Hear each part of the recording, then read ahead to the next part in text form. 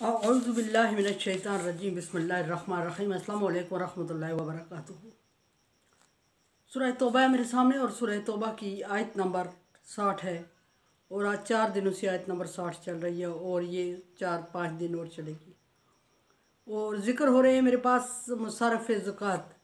मसरफ़ की जमा है और मसरफ़ का मतलब होता है खर्च करने की जगह। डिटेल में पीछे इसकी भी बयान कर चुकी हूँ आपके सामने। और 2 मसरफ़ ज़कात बयान हो चुके हैं जिनमें फ़ुकरा और मसाकीन, उनको 3 कैटेगरीज़ में मैंने किया। एक गदागर भी किया, गदागर जो होते हैं पेशावर मांगने वाले, उनको भी किया इसमें। अब तीसरी कैटेगरी आज जिक्र करेंगे, या तीसरी चौथी 2 हो गई तो भी ठीक है, नहीं तो एक तो डेफिनेटली। तीसरी जो कैटेगरी आ रही है, पहली मैंने बयान किया फ़ुकरा को मैंने 2 में हिस्सों में तकसीम किया कि एक गदागर है और एक फ़कीर है, और दूसरी की है मसाकीन, और ये भी उन्हीं का एक हिस्सा है। ये तीनों एक ही कैटेगरी में तकरीबन गिने जाते हैं, लेकिन इनके ज़कात अदा करने में, इनको देने में बहुत बड़ा फ़र्क महसूस किया जाता है। तीसरी कैटेगरी आ रही है आमिलीन अलैहा।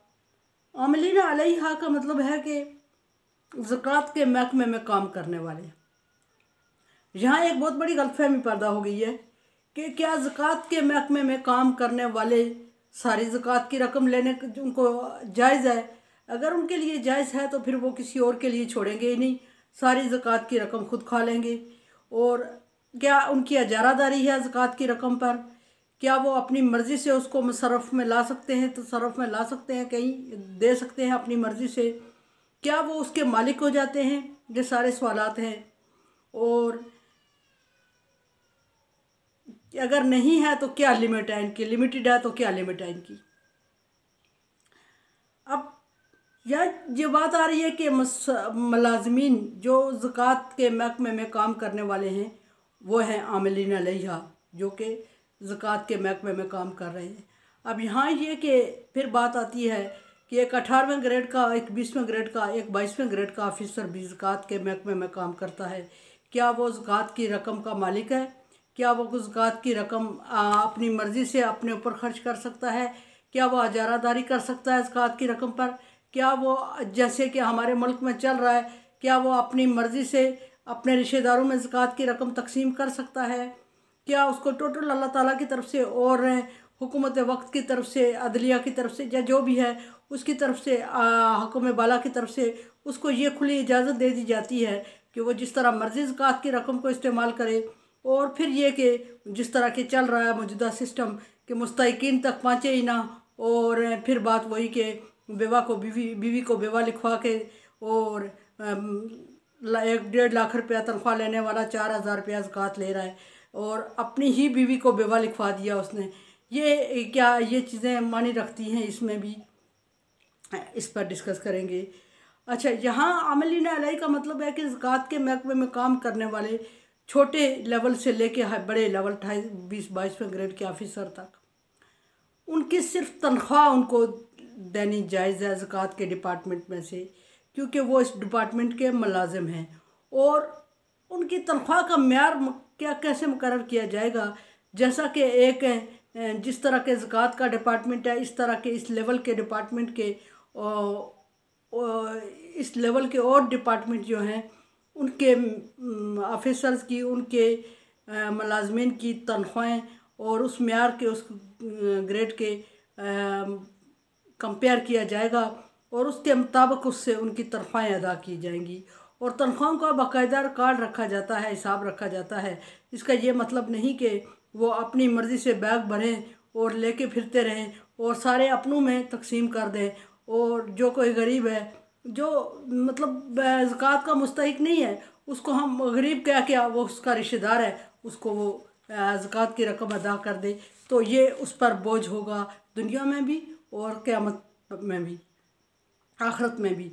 और यह कि अगर वो वाकई मुस्तहिक है तो फिर डॉक्यूमेंट्स बनवा के, जिस तरह बाकी लोगों को, मुस्तहिकीन को ज़कात की रकम से उनको कंपनसेट किया जाता है, इसी तरह उसके रिश्तेदार को, उसके भाई बेटे जो भी है, उसको भी तहफ़्फ़ुज़ दिया जाएगा।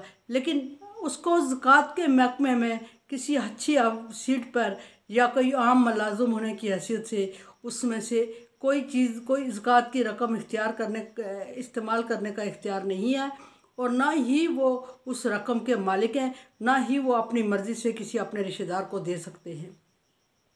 ये बात आ रही है। और अगर कोई कर रहा है इस तरह, और अगर नहीं, डेफिनेटली हो रहा है, अगर हमारे मुल्क में इस तरह हो रहा है तो ये डेफिनेटली अपने ऊपर जुल्म कर रहे हैं। दुनिया में तो किसी के थोड़ी बहुत आसूदगी हो जाएगी, उनके भाई की हो जाएगी, उनके बेटे की हो जाएगी, उसके करीबी किसी रिश्तेदार की हो जाएगी, लेकिन आखिरत में खमियाजा उस बंदे को भुगतना पड़ेगा जिसने ये नाजायज़ काम किया। इसको नाजायज़ नहीं बल्कि बहुत ही नाजायज़ कहा जाएगा। तो इसमें सिर्फ गुरबा और मसाकीन का हक़ है, और जो अल्लाह तबारक व तआला ने ये 8 कैटेगरीज बता दी है उन पर ये रकम लगाई जाएगी।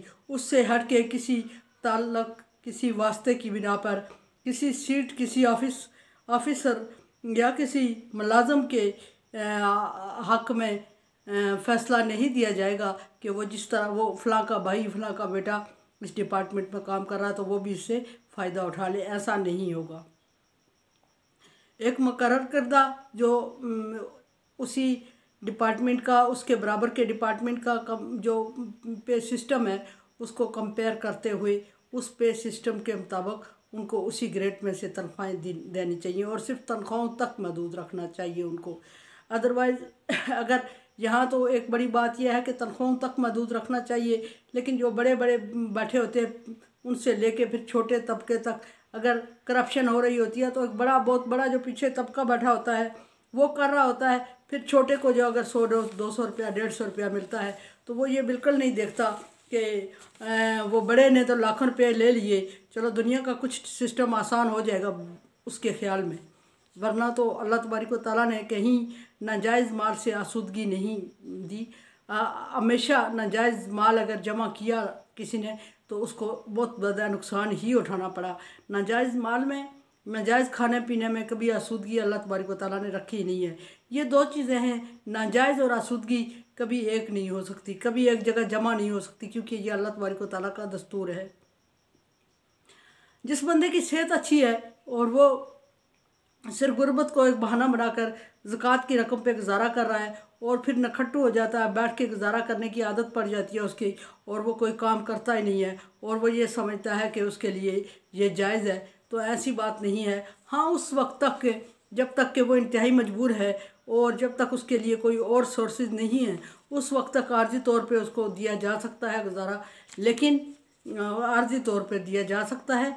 लेकिन परमानेंटली अगर उसने अपनी आदत बना ली है तो ये भी बहुत बड़ी ज़्यादती है, और उसको भी उसमें से एक वक्त तक सपोर्ट किया जाएगा, और वक्त गुजरने के बाद उसको कोशिश करनी चाहिए कि वो अपने पाँव पे खड़ा हो जाए, ज़ोरे बाजू पे कमाने की कोशिश करे, और ज़कात लेने वाले में से न हो, ज़कात देने वाले में हो। पीछे जिक्र किया है मैंने ज़कात के इब्तिदाई अल्फाज कि ये इससे बाकी मंदा माल पाक हो जाता है। ज़कात का एक मतलब ये होता है कि पाक करना, और पाक करना ये कि बाकी जो माल रह जाता है वो पाक हो जाता है। डेफिनेटली ये पहले बाकी माल की ये मैल होती है, और कोई बंदा भी ये नहीं चाहेगा जो जिसको अल्लाह तबारक व तआला ने सेहत दी है, तंदुरुस्ती दी है, जिस्म दिया, खूबसूरती दी है, शक्ल सूरत सकत होती है एक बाजू में कि कमाने का, एक टाइम का खाना कमाने के काबिल है वो।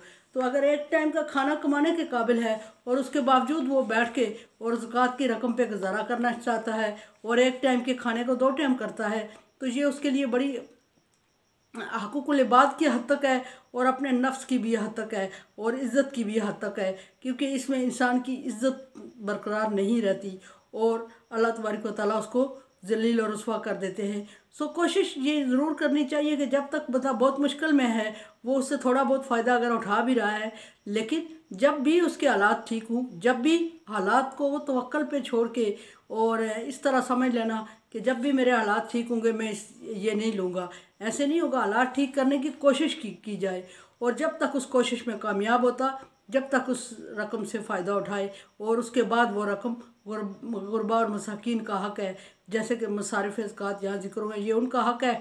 और कोई शख्स अगर किसी वसीले, किसी ज़रिए से या किसी चालाकी से, होशियारी से और किसी इंसान को धोखा दे के वो माल ज़कात जो गरीबों का हक़ है वो किसी तरह एक लुकमा अगर पेट में भर भी रहा है तो समझे कि उसने अपने पेट में जहन्नम की आग भर ली है।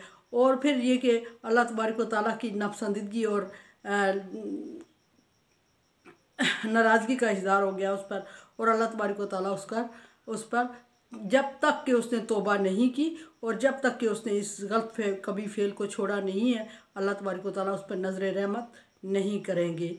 और ये भी है कि दूसरों का हक़ मारने की भी बात है। ये सिस्टम अगर मुतारफ़ करवाया गया है ज़कात का तो ये गरीबों को सपोर्ट करने के लिए किया गया है।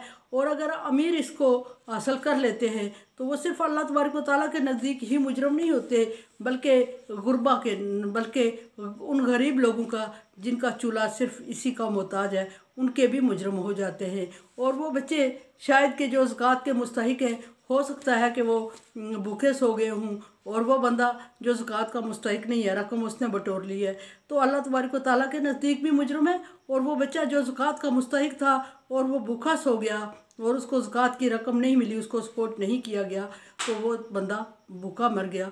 वो भूखा मर गया तो वो भी उसके ज़िम्मे आएगा जिसने नाजायज़ तरीके से माल हथियाया हुआ है।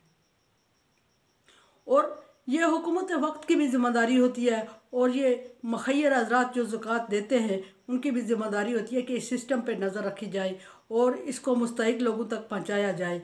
ऐसा भी ना हो कि इसको गरीब और मुस्तहिक लोगों तक पहुंचाने में रुकावट बनने वालों के लिए भी वबाल है और अदा ना करने वालों के लिए भी वबाल है। और मुखय्यर हज़रात जो अदा कर रहे हैं जगह पे नहीं पहुंच रही है ज़कात, उस जगह पे जिस जगह उसे पहुंचना चाहिए तो भी वबाल है। एक तो रुपया भी दे दिया, पैसा भी दे दिया और ऊपर से वो एक माकूल जिस जगह के लिए उस पैसे को मुख्तस किया गया था, अगर वो उस जगह नहीं पहुंचा तो ये फिर इन सारे लोगों पर वबाल आता है। एक तो नाजायज़ खाने वाले पे, एक नाजायज़ ज़रिया बनने वाले पे, एक जो मुखय्यर हज़रात जो दे रहे हैं उन पे भी, और एक लोग जो कि आला हुकाम हैं जिनकी ज़िम्मेदारी है मुल्क में इस सिस्टम को नाफज करने की और सही नाफज करने की, वो भी मुजरम हो रहे हैं। तो एक बंदे के नाजायज़ ज़कात हासिल करने से वो कहता है कि वो ज़कात के डिपार्टमेंट में 22वें ग्रेड का मुलाज़म है, लेकिन वो जब पैकेज लेता है तो वो उस डबल 22वें ग्रेड का ले लेता है या 15, 20, 40 हज़ार आगे पीछे करके हाथ मार के ज़्यादा ले लेता है। तो हो सकता है वो 15, 20, 40 हज़ार जो थे उससे कहीं फैमिली का पेट भर जाता, डेफिनेटली भर जाता कि अमीर का एक लुकमा, एक नवाला और गरीब का पूरे महीने का गुजारा ये भी बराबर थे। तो कोशिश ये करनी चाहिए सारे लोगों को कि इस निज़ाम को, आला हुकाम को ये कोशिश करेंगे इस निज़ाम को इतना माकूल बनाएं और इतना मजबूत बनाएं कि किसी के मुंह में ज़कात का नवाला जो मुस्तहिक नहीं है उसके मुंह में ज़कात का नवाला किसी तरह उतरे ही ना, और जो मुस्तहिक है वो कोई भूखा ना सोए। और एक सिस्टम ये भी मुतारफ़ होना चाहिए कि परसेंटेज, सालाना परसेंटेज के हिसाब से कुछ लोगों को इस तरह ज़कात की रकम से सपोर्ट किया जाए कि वो 1-2 साल में ज़कात से छुटकारा हासिल कर लें, ज़कात लेने वालों की बजाय ज़कात देने वाले बन जाए। मेरे चैनल को अब सब्सक्राइब कर रहे हैं, thank you so much. Like dislike as you like. मेरे लिए दुआ किया करें। ला खौफुन अलैहिम वला हुम यहज़नून में अल्लाह कर दे दुनिया में भी और आखिरत में भी। अल्लाह हाफिज़।